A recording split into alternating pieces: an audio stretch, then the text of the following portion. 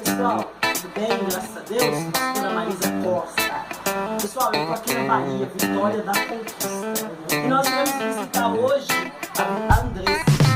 E a história da Andressa é o seguinte: dia 12 de janeiro do ano passado, ela estava na janela da sua casa e teve uma situação do lado de fora e 2 balas atingiram a sua coluna. Deu um tiroteio e ela ia fazer 18 anos. Ela faz 18 anos, fez ontem, 19, né? Há um ano ela está na cama e Andressa não sabia que estava grávida do Brian. E para a glória de Deus, tá que o Brian nasceu de parto normal, mesmo Andressa nessa situação. Brian nasceu de parto normal, foi tudo bem com a gestação. E esse vídeo eu tô aqui para fazer um apelo. Andressa, ela precisa de fisioterapia, as balas estão alojadas, os médicos não conseguiram mexer e os recursos aqui, irmãos, não há condição.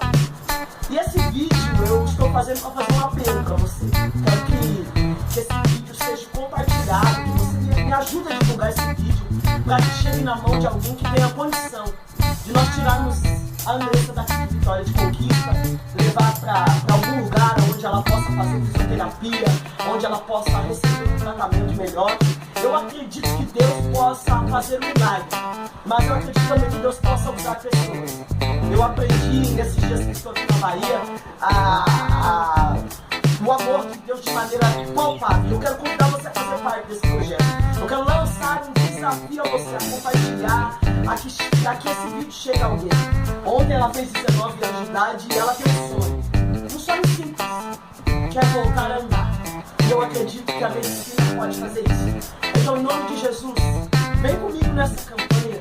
Venha comigo nessa campanha. Missões se faz com o coração de quem ama, com as mãos de quem doa, joelhos de quem ora, nos pés de quem vai. Eu cheguei até aqui, mas sozinho eu não consigo. Então, eu quero convidar você, vem comigo nessa campanha. Vamos divulgar esse vídeo, até que a Andressa possa realizar os seus sonhos de voltar a andar. Amém? Deus abençoe. Compartilha na sua